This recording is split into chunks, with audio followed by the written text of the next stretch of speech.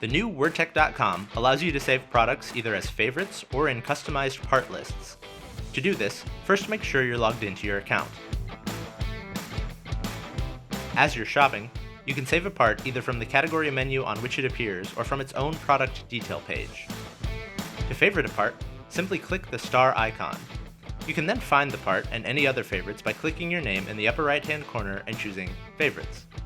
To remove a part from your favorites, simply click the red star next to the product description. You can also create lists for a variety of purposes, including saving all the parts you intend to use for a particular project, or sorting your favorite parts into different categories. To save a product to a list, simply click the list icon next to the star icon. You'll be prompted to choose from a drop-down menu of your existing lists or create a new one.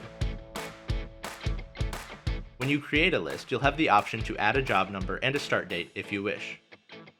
These lists can be accessed under your name by clicking either Favorites or Lists and then choosing the correct list on the left-hand side of the screen. You can conveniently add a part directly to your cart from either your favorites or any of your lists.